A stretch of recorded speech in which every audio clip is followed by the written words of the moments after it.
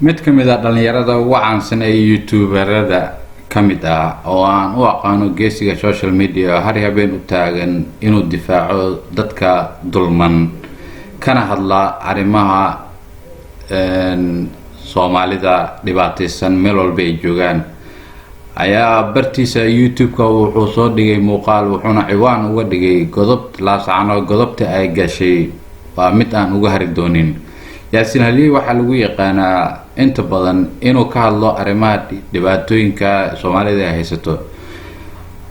wuxuuna ka hadlayaa muuqaalka uu soo dhigay arinkii foosha xuma ee ku kaceen reer Somaliland gaar ahaan reer Laascaanood asigoo soo xasuusinaya waliba abaalkii loo galay iyo hore loo yiri sida aan kugu lisay iguma hanbeen bal aynu daawano muuqaalka Haliyeyga geesiga social media Yaasin Haliyey. Subscribe to Sida wadacdo uguba oo dhacdo liidata oo dhacdo magaranaysa qof garaad leh oo san ku haboon inuu sameeyo ayaan arkay oo intiina garaad kale arinka waad ka wada magaranaysa ay xumaateen waana xaaladahan xun ee ka dhacday dhulku uu kaliye xarad daraawiish meel Soomaali looga soo halgamay hadaba waxa lama ilaawaanka oo xaqiiqda aan xasuusinaya reer Laascaano iyo reer Somaliland gobolada la yiraahdo la isku oran jiray Togdheer ee waqooyiga Soomaaliya ka mid ahaayeen Burco iyo magaranaysa ay Laascaano abaartii daba dheer hadaad maqasheen iyada ka dhacdo oo dadka gaaja ku dishay maalinba meel bay taagan tahay bariisamaadkii dadka gaaja ku dishay macluul baa ku dishay waa lagu baayo lagu balanbalayo lagu rafaaday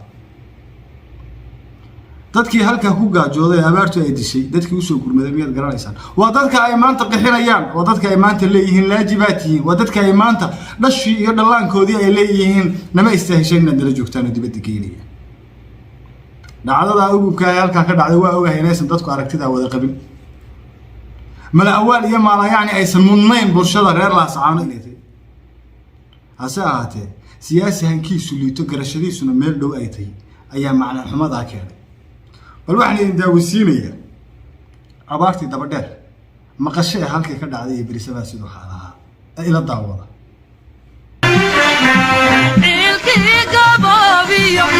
ilkii gaboobiyo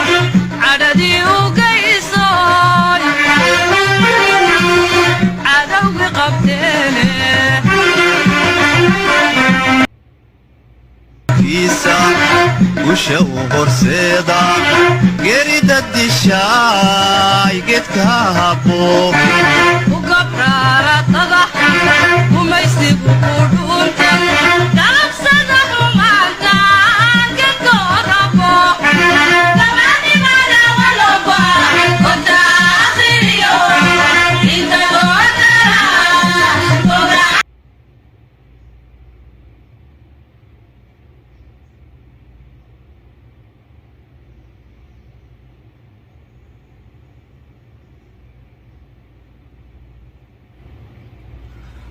abaartii daba dheer dadkan waxa u soo gurmaday reer Koonfur dadka ay maanta qixinayaan ayaa u soo gurmaday kolkaasa guriyo iyo beero iyo meel ay ku nagaadaan la siiyay kolkaasa barwaaqo sooran iyo dhul iyagu waxa weeye dhulkeedii inay yihiin la tilmaamayo la tusayo lagu soo dhaweeyay maantana maxay ugu bedeleen oo ugu jawaabeen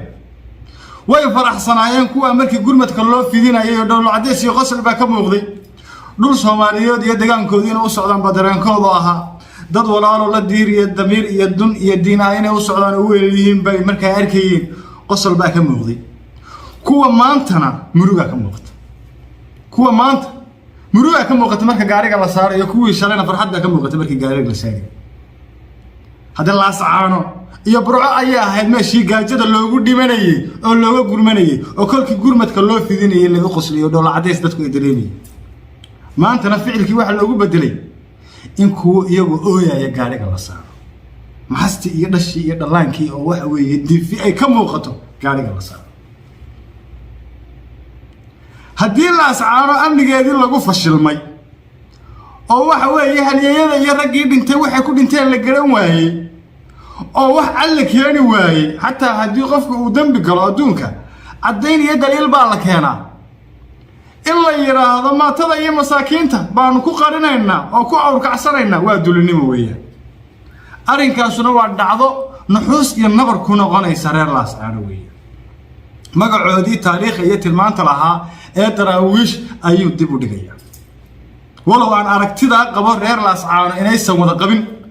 oo dareen ahaan iyo damiir ahaan ay diidan yihiin haddana godob weeye iyo gardarra haddii laga aamusaa kan sameeyey iyo kan samaynaya ay ka wada sameeyeen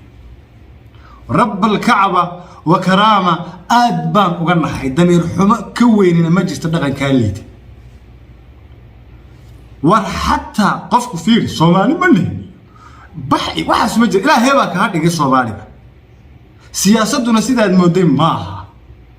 qofka muslimka ah oo dayarka ah oo aad og tahay inuu dadkaagii yahay oo magaranaysaa iyo dulmadna inaad ku awrkacsato oo magaranaysaa xoolahoodii bilolqayso war maxasta iyo dhallaanka inkaartooda xaggee laga geliyay wallaahi baanan amnigaa loo sii ahaanin oo aanan loo cabayn inkaartoodu way kacaysaa oo waa hooyo dulman oo waalida oo wax maxas iyo masaakiin oo musaafir weeye oo qasab baa lagu kahaysta aragtida culimada iyo cuqaasha iyo intii garaad leh oo waxgaradi inay ka hadashaa waa lama huraan dhaqan liita weeyaan dhaqan liita hadda ka hor Puntland waa laga sameeyey oo waxa sameeyey dawladii Farole baa samaysay aragti ahaana taana waa diidanaa tan waa diidanay wardada kala qaxinayo oo la leeyahay masaakiinta ah celiya xagee loo celinaya xageesa laga celinaya dhulkan Itoobiyaanku ku nool yahay oo Oranku ku nool yahay oo Carabku ku nool yahay oo qofkii kula sinjiga iyo waxa weeye damiirka iyo dunta iyo diinta aha aad celinayso madulinimo ka weyn iyo doqolinimo ka weyn baa jirta imise bulshada deegaanka ka soo jeeda qurbaha ku nool waalidiintooda qurbaha iska leh dhulkan ay degan yihiin ama ay joogan miyaga iska leh gaala qaarkood waxa weeye la degan yihiin war waxaas waa ficil liita ficil garasho iyo qof garaad leh weeyana maaha waana gardaro gumeed weeyaan oo wallaahi ya bilaahi ya tallaahi bilaahi baan idinku dhaarshay dayac iyo duruufta waalidiinta ka muuqata fiiri war baldasha iyo dhallaanka masaakiinta ah ee nala dhiig iyo damiirka ee gardarada lagu aaday eeg reer laascaano waxaan leeyahay reer laascaano Soomaali kolka taariikhdeeda la tilmaamayo guri daraawiish iyo meelan la hureen ba halka lagu tilmaamo dad badan oo Soomaalinimada u dhintay Soomaalinimada ayaa hoygiisii maanta in qof Soomaaliyeed hoygiini lagu dulmiyana walaa damiir xumo idinka idin aad waxaad geedaan iyo wax garasho ahaan haboonna ma aha waana fal iyo ficil aad u liita weeyaan احترامك بالشدة الصومالية تحدينا وعويات كل هذهن والله واحد يبغى يجي وياه ماشي سؤال لو يقول ما يجري هدي ما أنت لو جذب قلي أو قدر لو يجيسري ما أري كل يتوقع باجر وأروح يا مقام كينا يا مجيعنا يا مصر المدينة يا سومال المدينة يا دنتينا يا دمير كينا دي بدي قاعد أروح كدير الوديد ما حستا يا دلان كقف كتاوانا يا قف كييري يا والله واسكمي ساسا بقول لسوق ده بجني أرمد يا عايشيس عجبت يو جوكت عرفت يو جوكت وارد مقارات حماك اللي تتاجرت إلهي وصومالي نكردقي سلو ديدي خلاينا جيرين ووحو إلهي نكوباو laascaano amnigeeda iyo wixii khalkhal gelinayay waad ogtihi waan isogtihi waxba yaan lagu marmarsiyoon maxasta iyo dhallaanka iyo masaakiinta meesha joogta maslaantaas hooyada wax dishay aniga ugu waramaysan hadda ma dhasha iyo dhallaanka maxasta wax dilay ugu waramaysan aniga